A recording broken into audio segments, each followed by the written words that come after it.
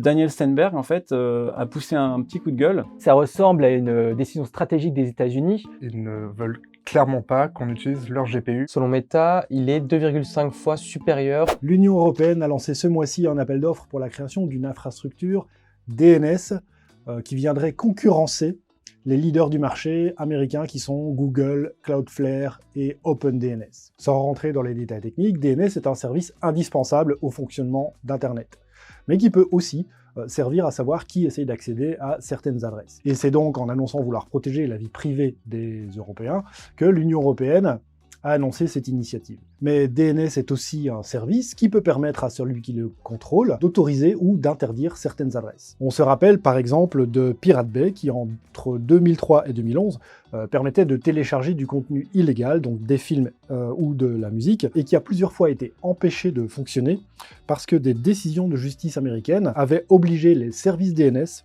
à ne plus référencer Pirate Bay. L'Union européenne veut donc à minima reprendre un peu de pouvoir par rapport à la justice et aux législateurs américains sur Internet.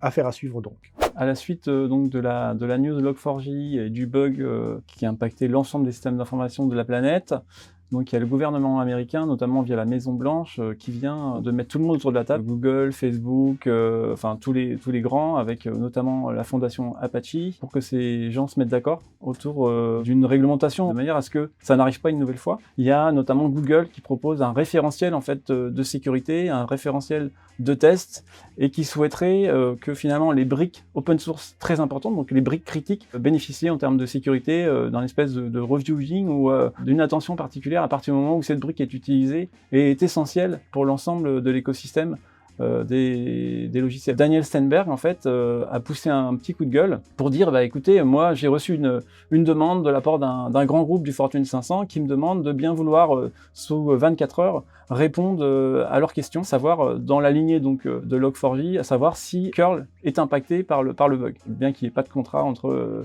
Daniel Steinberg et cette entreprise. Alors le problème, c'est que un grand nombre d'éditeurs et un grand nombre de sociétés, notamment issues du Fortune 500, donc des plus grands groupes de la planète, utilisent des briques et pour autant ne contribuent pas à maintenir et à faire un effort important pour sécuriser ces briques. Donc le monde de l'open source et des éditeurs prend conscience de ce phénomène-là, et on voudrait éviter qu'un nouveau phénomène Log4j se produise à l'échelle planétaire.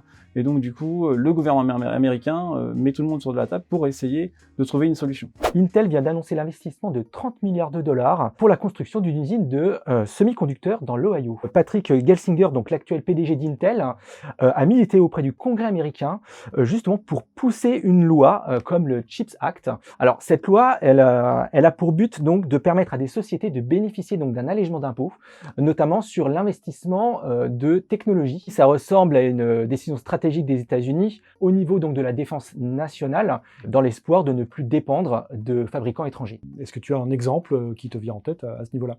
Le premier exemple qui me vient en tête, c'est la 5G, tout simplement. Il y avait des accords avec la Chine qui ont été rompus sur la production de puces 5G. Je crois que c'était l'année dernière, il me semble. Donc, je pense que c'est un premier pas sur l'exclusion donc de fabricants étrangers par les États-Unis au niveau donc de la production de semi-conducteurs. Ça fait probablement écho à la présence donc de malware qui ont été détectés par Kaspersky dernièrement au niveau donc des BIOS des cartes mères.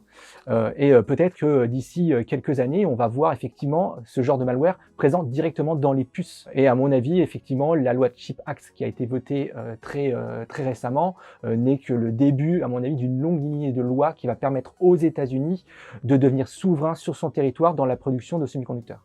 Et est-ce qu'il y a quelque chose en Europe qui ressemblerait au National Chip Act? Effectivement, il y a l'European Chips Act qui va être poussé au niveau du Parlement européen, alors qui a exactement le même effet, mais pour le sol européen. C'est-à-dire que s'il a été décidé qu'il y a une crise ou une pénurie, donc effectivement de microprocesseurs au niveau de l'Europe, des décisions seraient prises grâce à ce type de loi pour que ceci soit produit sur le sol européen. Est-ce qu'il n'y a pas une différence de philosophie entre les États-Unis et l'Europe, où on a l'impression que les États-Unis, c'est pour des raisons stratégiques militaires, d'indépendance technologique, et au niveau de l'Europe, on dirait que c'est pour pallier uniquement à la pénurie, et pas forcément pour des questions d'indépendance technologique? Alors oui, c'est très probable. Alors après, il faut savoir qu'aux États-Unis, il y a une vision un petit peu plus sur le long terme. Donc Pour l'instant, on pourrait se dire que c'est uniquement au niveau business que c'est intéressant, mais il est plus probable que les États-Unis voient vraiment une meilleure emprise sur les microprocesseurs, notamment parce que actuellement, la majeure partie de ces processeurs sont produits en Asie, et on sait qu'actuellement, c'est un petit peu compliqué diplomatiquement entre la Chine et les États-Unis. Intel a annoncé qu'ils vont se lancer dans la construction d'une puce spécialisée pour le minage de Bitcoin. Ce type de puce est faite pour calculer des choses très spécifiques. Ici, la fonction de hachage SHA-256, qui est essentielle pour le Bitcoin. Avec ce genre de puce, on pourra miner du Bitcoin beaucoup plus efficacement, que ce soit en temps et en énergie. Quel est l'intérêt d'Intel dans la construction de puces spécialisées Bitcoin? Déjà financier, ils se sont déjà associés à une société de minage de Bitcoin qui s'appelle Grid, mais il y a un aspect un peu plus stratégique. Pour remettre un peu de contexte, ces dernières années, les CPU et les GPU ont été récupérés pour faire du minage de Bitcoin.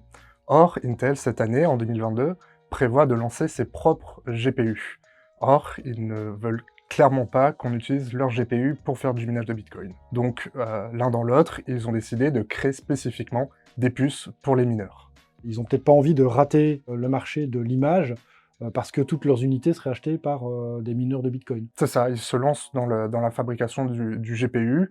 C'est un peu nouveau pour eux, peut-être concurrencer des gens comme Nvidia ou AMD.